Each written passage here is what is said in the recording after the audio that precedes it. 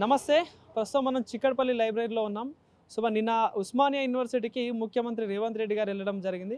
So మరి దానికి సంబంధించి నిరుద్యోగులను మళ్ళీ మోసం చేసింది కాంగ్రెస్ ప్రభుత్వం. జాబ్ క్యాలెండర్ అన్నారు, 40,000 ఉద్యోగాలు అన్నారు, అన్నీ మోసం చేసి మోసపూరిత హామీలు ఇచ్చిందని చెప్పేసి ఈరోజు పెద్ద ఎత్తున నిరసన కార్యక్రమం అయితే చిక్కడపల్లి లైబ్రరీలో నిరుద్యోగులందరూ ఏర్పాటు చేస్తూ ఉన్నారు. సో దీనికి సంబంధించి మనతో పాటు ఎవరైతే నిరుద్యోగి కుమార్ మనతో పాటు ఉన్నాడు. సో ఏంటి మరి నిన్న ముఖ్యమంత్రి గారు 40,000 ఉద్యోగాలు ఇస్తా అని చెప్పేసి గత 2-3 సభలలో చెప్పడం జరిగింది. సో నిన్న ఆ ప్రస్తావనే తీసుకురాలేదు. సో ఎట్లా చూస్తున్నారు దీనికి సంబంధించి? నిన్న సీఎం గారు వచ్చిండు. వచ్చి మా నిరుద్యోగులు నేను గంటలు నిమిషాలు ఫోన్లో చూసినాం. లైవ్లో మాట్లాడతాడేమో, మా గురించి మాట్లాడతాడేమో, ఒక్క మాట కూడా మాట్లాడలే.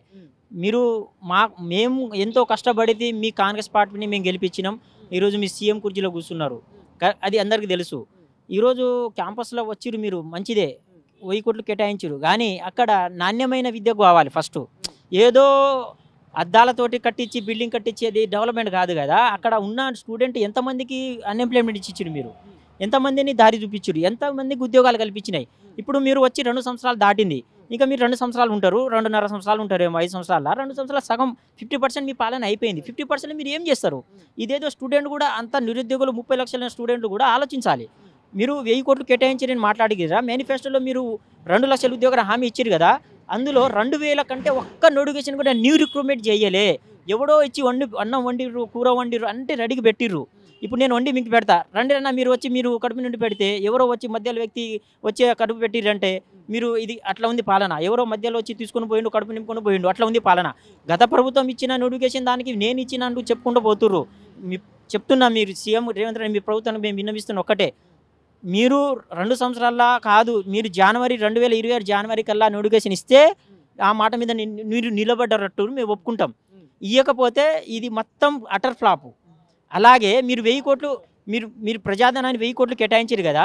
నేను క్యాంపస్ స్టూడెంటే కదా, నా స్టేటస్ ఇది స్కాలర్షిప్ స్టేటస్. ఒక్క రూపాయి కూడా రాలే నాకు, ఒక్క రూపాయి. 2 సంవత్సరాల నేనే కాదు, నాలాంటి వేల లక్షల స్టూడెంట్లు ఉన్నారు.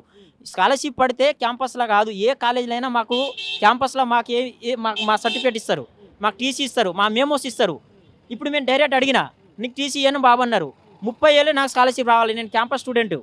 నేను ఎంట్రెన్స్ రాసి, నేను సిపిగేట్ ఎంట్రెన్స్ రాసి నేను సీట్ కొట్టిన క్యాంపస్లో, ఒక్క రూపాయి కూడా రాలే. ఇది నా స్టేటస్. నేను ఎటుపోవాలండి? అంటే వేరే స్టడీ వచ్చి నేను వెళ్ళొద్దా? అంటే నేను వేరే అదర్ స్టడీకి నేను వెళ్ళొద్దా? ఇప్పుడు బీడీ పెట్టుకున్నా, లా పెట్టుకున్నా, టీసీ ఇస్తే నేను అడ్మిషన్ ఓకే అవుతుంది బాబు అంటారు. 30-40 నేను యాడ్ నుంచి తేవాలి? నేను వేల ఇప్పటికి నేను గ్రూప్స్ ఆస్పిరెంట్ని, రూపాయి కూడా పెట్టి నాకు ఇంటికాడ నుంచి పైసలు పంపిస్తున్నారు. నేను రాకుండా నేను ఓలా ఉబర్నో తోలో ఏదో పార్ట్ టైం చేసుకుంటూ నేను చదువుకుంటున్నా. ఇప్పుడు ఈ 30 ఏళ్ళు రాకపోతే నాకు 2 సంవత్సరాలు కాలయాపనే కదా. నువ్వు ఒక సీఎమే కదా, నీకు చిత్తశుద్ధి ఉంటే మా మీద చిత్తశుద్ధి ఉంటే నువ్వు ఎంపటే స్కాలర్షిప్ రిలీజ్ చేయాలని నేను కోరుకుంటున్నా. సో అంటే నిన్న ముఖ్యమంత్రి గారు అయితే అక్కడికి రావడం జరిగింది.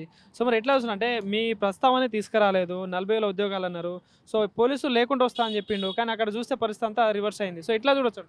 అక్కడ ముందస్తు అరెస్ట్ చేసిరండి స్టూడెంట్ని. అక్కడ కొంతమంది చాలామందిని ముందస్తు మీటింగ్ పెట్టి ప్రొఫెసర్లతోటి హెచ్ఓడీలతోటి మీటింగ్ పెట్టి భయమందలో పెట్టించి యాడికి ఆగటి ముందస్తు అరెస్టులు చేయించారు.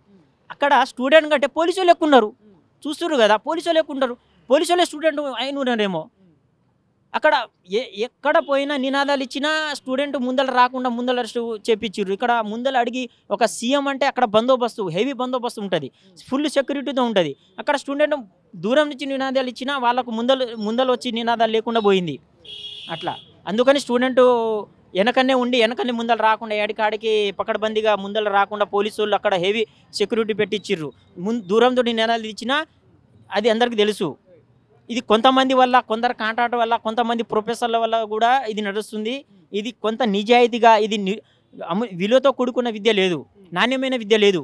మేము ఉస్మానియా ప్రొఫెసర్లు అందరికీ ప్రొఫెసర్ నేను విన్నవిస్తున్న ఒకటే, మీరు విలువతో కూడుకున్న విద్యనివ్వండి, నాణ్యమైన విద్య ఇవ్వండి. అక్కడ ఎంతమంది స్టూడెంట్ అడ్మిషన్ కల్పిస్తున్నారు అది ఇవ్వండి. ఆ 1000 కోట్లు పెట్టిరు, ఆ 1000 కోట్లతో ఎంతమంది తింటారో, ఎంతమంది ముంబైకి అవుతుందో, ఏదో నాణ్యమైన బిల్డింగ్ కట్టించండి. వితౌట్ ఐఐటి ఐఐఎం ఆ రేంజ్లో తీసుకురండి. ఒక్క యూనివర్సిటీ కాదు కండి, ఇవాళ ఉస్మానియా ఒకటే యూనివర్సిటీ కాదు కదా. సరే, ఉస్మానియా యూనివర్సిటీ పెద్ద యూనివర్సిటీ, పెద్దోళ్ళు అక్కడ చదివిర్రు. పివి నరసింహారావు అంటారు, అక్కడ ప్రధానమంత్రి చదువుకున్నాడు. ఉస్మానియా ఎందుకు వస్తారండి? నెంబర్ ఆఫ్ టాలెంట్ స్టూడెంట్ అక్కడ వస్తారు. ఆ యూనివర్సిటీతో పాటు మిగతా యూనివర్సిటీ కూడా డెవలప్ చేయండి. కాకతీయ యూనివర్సిటీ ఎందుకు రాలే? మహాత్మా గాంధీ ఎందుకు రాలే? ఒక్క రూపాయి లేదు. మీరు అది అవసరం ఉన్నదాన్ని పెట్టకుండా అవసరం ఉన్నది పెట్టండి. అవసరం ఏదైతే ఉన్నదో దానికోసం డెవలప్ చేయండి. అది కానీ ఏదేదో డెవలప్ కుండా ప్రజాధనం వృధా చేసుకుంటా పోతే ఎవరు ఊకోరు. ఇది పోరాడుకుంటా రక్త బలిదానం వచ్చిన రక్త బలిదానం కుండా పోరాడుకుంటా వచ్చిన నిధులు నియామకాల కోసం కొట్లాడి తెచ్చుకున్న తెలంగాణ. మేము ప్రశ్నించే హక్కు మాకుంటుంది. 30 లక్షల మంది ఇప్పుడు రానున్న ఎలక్షన్ మీరు కూడా ఆలోచన చేయండి. ఎవరికి ఓటు వేయాలి, ఎవరికి ఓటు వేయొద్దు, వీళ్ళతో కూడుకున్న ఇప్పుడు మనం డెవలప్ చేసేటువంటి కావాలండి.